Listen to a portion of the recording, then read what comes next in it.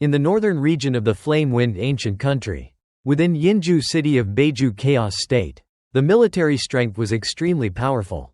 As a third-rank large city comparable to Huyang City, its garrison was strong enough to sweep through Zhujiang Primal Chaos State and Luyin Primal Chaos State. Primordial Ancestor, who served as a deputy general of Yinzhou City's city defense army, took leave from his duties and waited in an ordinary tavern according to Luo Feng's arrangements, expecting Luo Feng's servant Luo Sa, Morosa, to arrive that day. As a true god and deputy general, he was treated with great respect by the tavern. While waiting, Primordial Ancestor witnessed the arrival of General Yu, the arrogant second son of Yinzhou City's garrison commander. General Yu rode a primal Chaos Realm serpentine exotic beast that his father had paid a great price to obtain from a godly king.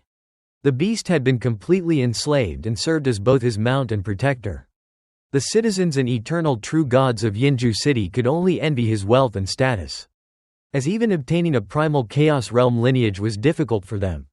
Seeing this, Primordial Ancestor thought about Luo Feng, who had already become a guest official of the Flame-Wind ancient country, and realized that Luo Feng's resources were likely comparable to those of the Yinzhou City garrison commander. Soon, Morosa arrived at the tavern with trusted aides sent by Marquis Chu Yu. The aides only knew they were following the orders of Luo He's servant and were unaware of their true mission.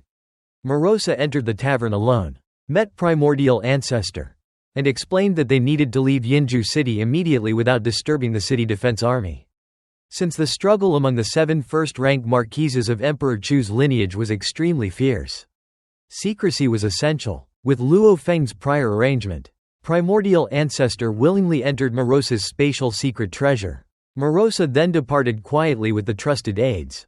If they encountered any obstacles, they would use the first-rank Marquis command to resolve the situation, otherwise, they would leave without attracting attention.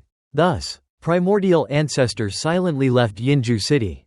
Later, the city defense army discovered that Deputy Commander Yuan's identity command token could no longer be located and reported the matter. The information eventually reached the garrison commander, who learned that first-rank Marquis Chu Yu had requested the transfer of Deputy Commander Yuan. Although he found it unusual for a first-rank Marquis to personally transfer a minor deputy commander and suspected Yuan had an extraordinary identity. The order had already been approved by the imperial clan. As a guest official of the Flame-Wind ancient country, he had no authority to interfere with the imperial clan's decisions, though he still possessed the power to secretly obstruct such matters if he wished. However, by the time other first-rank marquises noticed the transfer, Yuan had already left Yinzhou City. 5 days later, Morosa safely returned to Luo Feng's cave mansion in Chu Capital with Primordial Ancestor. Luo Feng personally welcomed them and addressed Primordial Ancestor by his identity in the land of origin, Yuan, while Primordial Ancestor called him Luo He.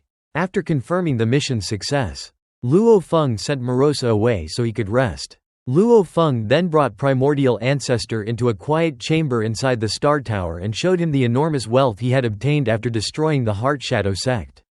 The collection contained countless inheritances, rare treasures, precious medicines, and weapon secret treasures, although most resources were of limited value to Primal Chaos Realm experts. They were extremely beneficial to eternal true gods, including many inheritance scriptures leading toward the Primal Chaos Realm.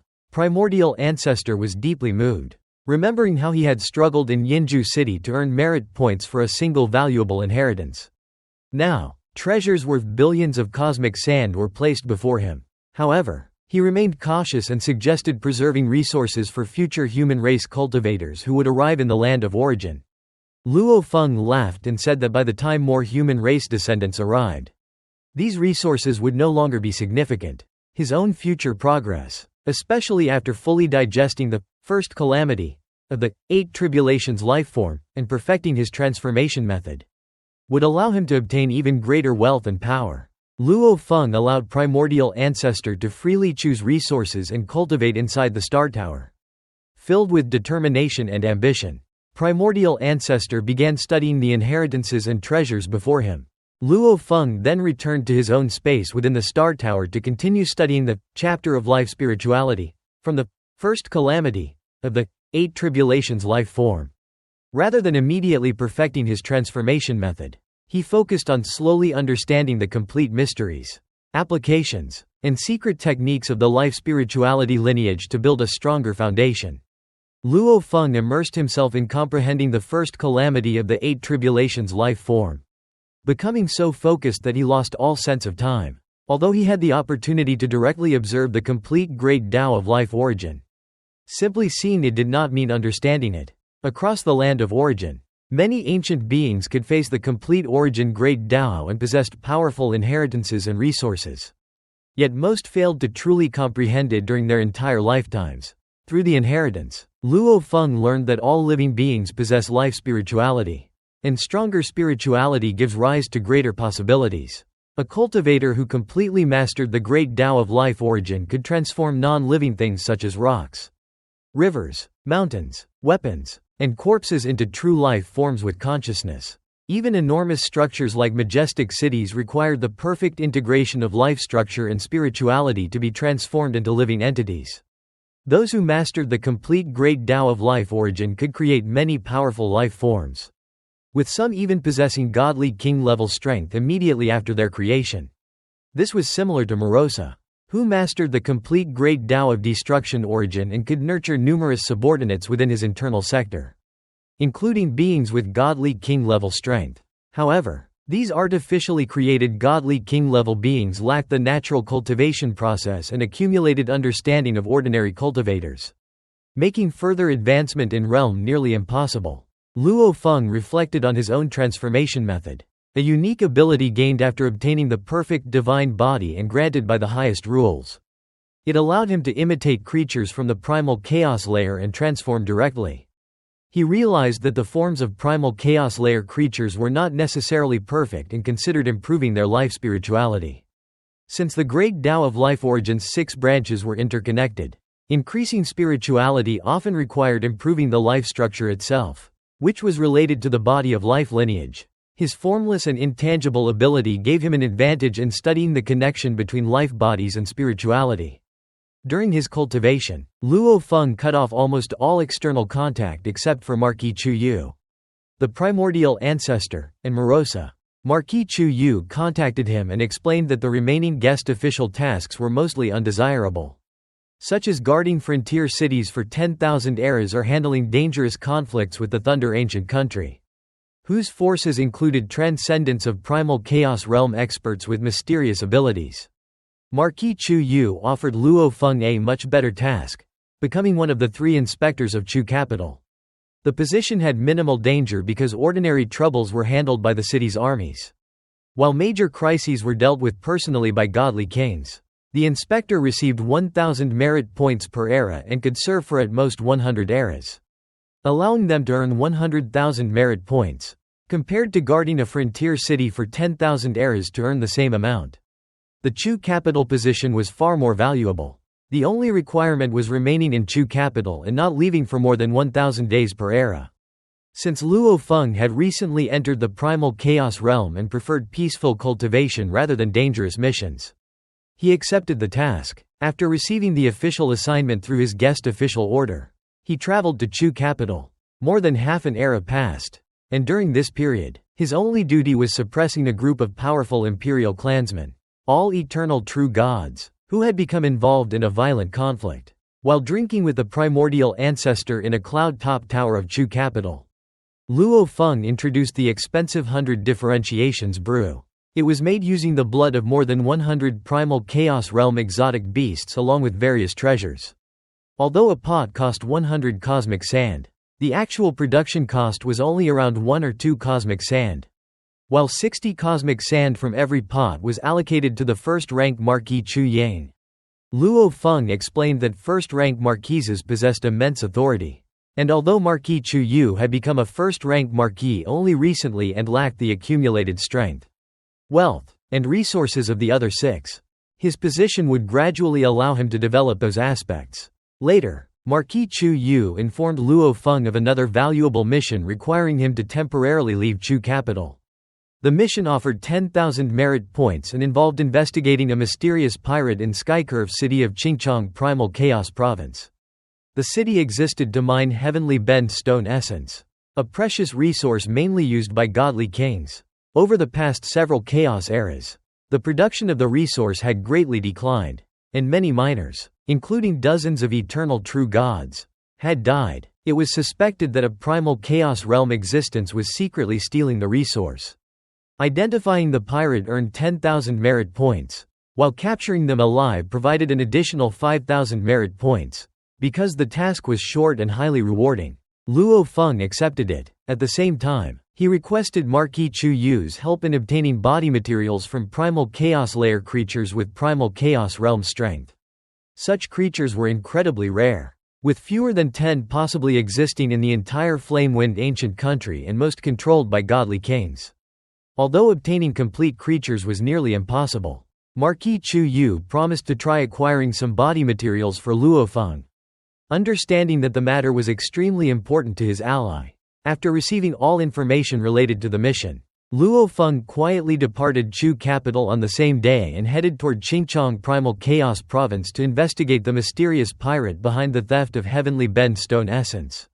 Arriving outside Tianq City's Heavenly Bend mining area, Luo Feng traveled using the tunneling transformation technique, one of his 5 transformation methods, specialized in void traversal and enhanced to a fundamentally higher level, allowing him to complete what once required great effort in just over an hour. Compared to his galaxy transformation method, which was suited for large-scale suppression, this technique excelled in rapid movement, escape, and close-range maneuvering. Standing outside the mining area, he observed its massive scale, strict security, and formation barrier that both defended and accelerated the condensation of Heavenly Bend stone essence by guiding natural forces into the ground, effectively making it a controlled production system. He noted that only insiders or extremely skilled infiltrators could bypass such defenses. And even the Primal Chaos Realm garrison commander had failed to identify the thief. Making this a high-level investigative mission, Luo Feng then deployed his galaxy transformation method, releasing countless undetectable silver threads into the earth, forming a vast mesh that expanded to encircle the entire mining region of roughly 800 billion kilometers in diameter. Dividing his power into 1 billion galaxy units, he created a layered celestial web that sealed the area completely while also perceiving the formation's dual role of surveillance and energy aggregation. After securing the perimeter, he infiltrated the mine by transforming into a wisp of wind and attaching himself to a group of miners. Deep underground in Wind Nether 7, miners discussed rising casualties and declining output, suspecting either internal issues or external theft. At over 300 billion kilometers underground, they worked slowly and inefficiently to extract tiny particles of Heavenly Bend stone essence, often taking an entire era to refine minimal amounts, leading to frustration and suspicion. Unbeknownst to them, a massive shadow entity was already hidden within the rock layers, efficiently extracting the finest particles while avoiding detection.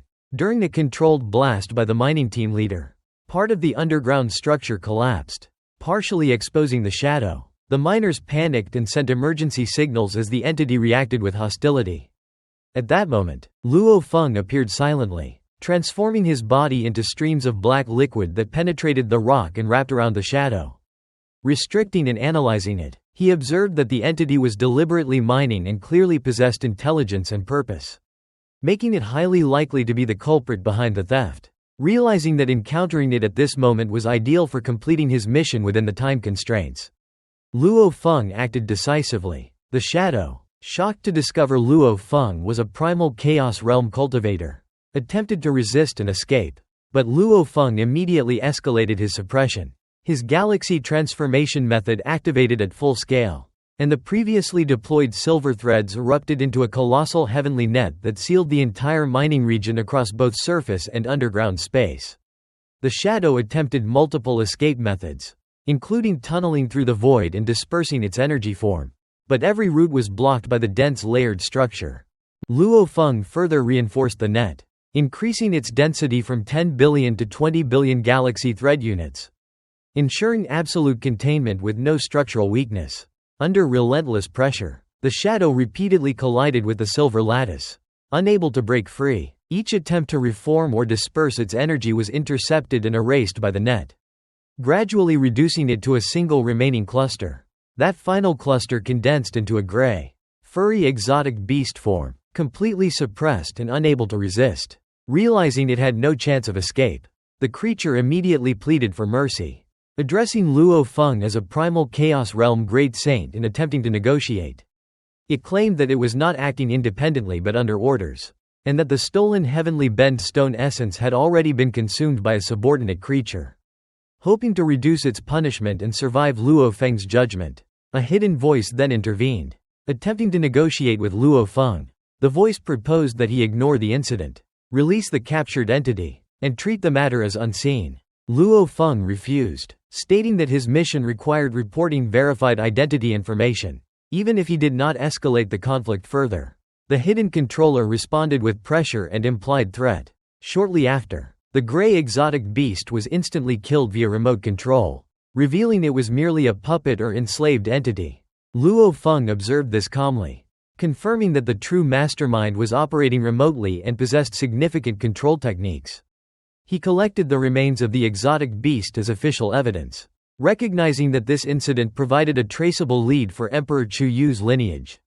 Shortly afterward, the Tianq City garrison commander arrived at the mining area. He observed the fully sealed silver cage still fluctuating with internal energy collisions, showing the scale of the suppression technique. When the cage dissipated, he saw Luo Feng in midair. Luo Feng stated directly that he had been ordered to investigate and had already confirmed the identity of the intruder. Without further explanation, he departed immediately through void tunneling. The garrison commander, recognizing the seriousness of the situation, realized that a primal chaos realm-level exotic beast had been secretly mining inside the formation undetected, implying the existence of a powerful hidden controller capable of bypassing the mining area's security system. In the land of origin, within the Tianji icefield, lies an enormous region known as the Black Sky Realm, permanently enveloped by boundless black clouds that stretch across an area comparable to major second-tier nations like the Yu Kingdom and Shi Kingdom. Deep within these clouds resides a mysterious winged existence at the pinnacle of the primal chaos realm, who remains hidden and rarely reveals itself. This winged being reflects on Luo Feng, and the recent events involving an exotic beast it secretly controlled. It considers Luo's boldness in acting against forces possibly backed by a godly king, and speculates that Luo's alignment with Marquis Chu Yu, a newly promoted first-class marquis, will eventually draw him into internal conflicts among imperial marquises. Despite its confidence, the winged figure remains cautious, deciding not to act openly yet, preferring to manipulate outcomes when opportunities arise. It is revealed that the winged being has secretly enslaved exotic beasts in the primal chaos realm and uses them to infiltrate the territories of the Flame Wind Ancient Country and Thunder Ancient Country, stealing valuable heavenly and earthly treasures. The causality of its actions is deliberately obscured through secret techniques, making it nearly untraceable. Only a few individuals, such as Emperor Qing and Emperor Difu, possess the ability to investigate such causal connections. However, since the theft occurs within territories controlled by Emperor Chu's lineage, the matter is unlikely to escalate to higher imperial scrutiny, as Emperor Chu would not involve outside emperors for relatively minor losses. The winged being reflects on its past identity. It was once a guest official of the Flame Wind Ancient Country, and during that time had already reached the level of transcendence in the primal chaos realm. After advancing to godly king, it left the ancient country and became an independent powerhouse. It believes that godly kings, once established, are extremely difficult to eradicate due to their strength and autonomy. It also recalls past misjudgments by other powerful beings who underestimated the risks of the land of origin. It justifies its actions by arguing that the core territories of the Flame Wind and Thunder Ancient Countries monopolize most natural treasures of the world, and that its theft is only a minor redistribution of naturally formed rarities. It confirms that other exotic beasts under its control remain undiscovered, ensuring continued operations. The winged being then fully merges into the Black Sky Realm, which serves as its true domain. Within this realm exist countless cultivators and exotic beasts.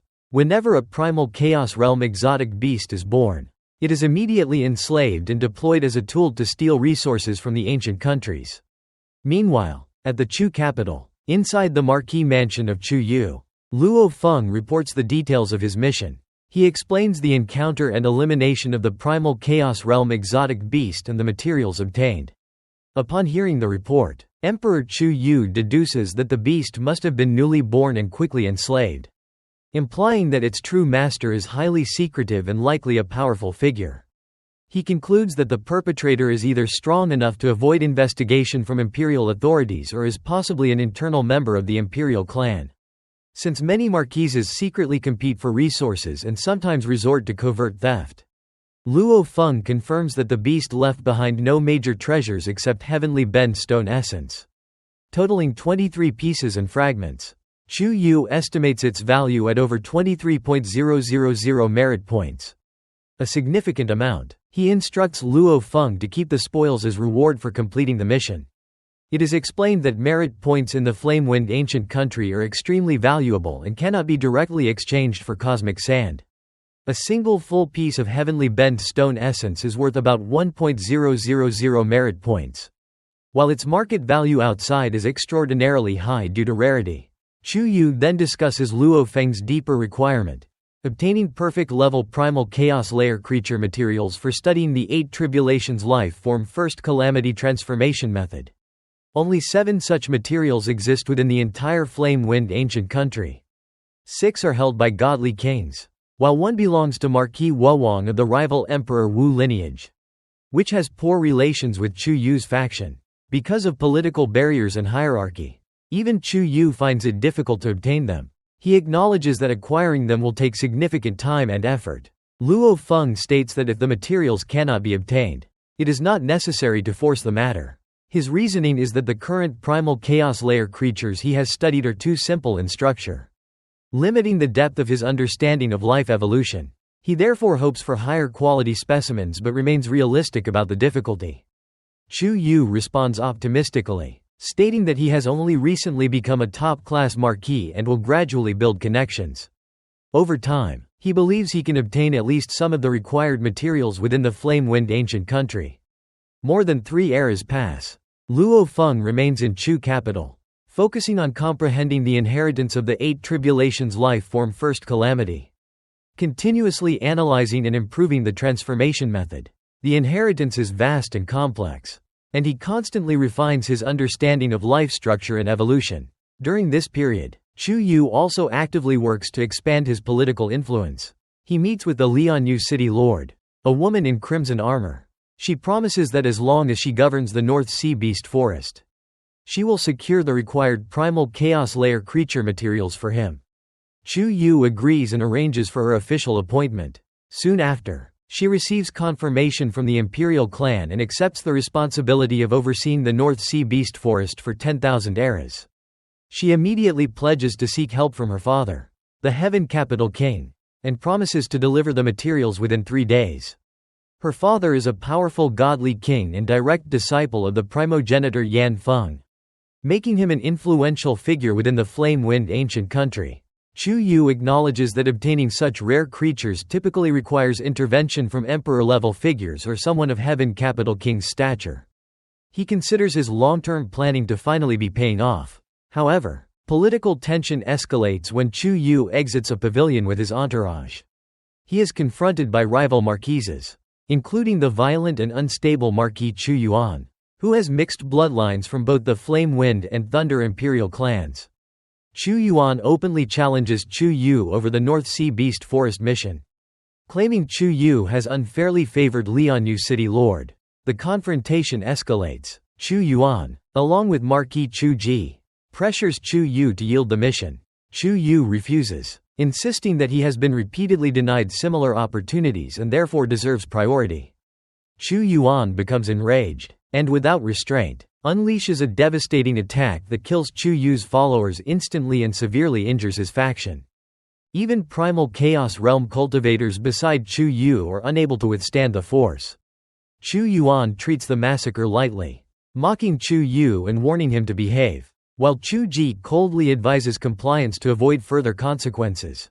The incident demonstrates the brutal hierarchy and instability among first-class marquises, where power and intimidation override formal equality. Chu Yu suffers humiliation but chooses not to escalate the conflict directly, recognizing the disparity in power and influence. 2 days later, Chu Yu visits Luo Feng's cave mansion. He announces that after 3 eras of planning and political maneuvering, he has successfully secured the required perfect level primal chaos layer creature materials. He presents a jade box containing a rare yellow feather, radiating an unusual luster. This item represents one of the scarce materials required for Luo Feng's research. Marking the completion of Chu Yu's difficult and politically constrained effort, Luo Feng carefully observed a yellow feather stored inside a jade box. Immediately sensing its extreme sharpness and faint fluctuations of the void law, Emperor Chu Yu explained its origin. It came from the golden feather divine bird, a creature under the sky capital Cain. This divine bird was born within the primal chaos realm. At birth it only possessed mid-tier primal chaos realm strength. But after long-term cultivation using countless rare treasures, it had evolved to its perfect mature form, reaching power comparable to the pinnacle of the primal chaos realm. Luo Feng was surprised because most primal chaos layer creatures he had studied were still in early developmental stages. For example, his silver light-type creatures were formed by merging large numbers of silver droplets, hundreds or even thousands, representing immature life forms. In comparison, the golden feather divine bird had already reached a far higher evolutionary stage yet still retained further growth potential.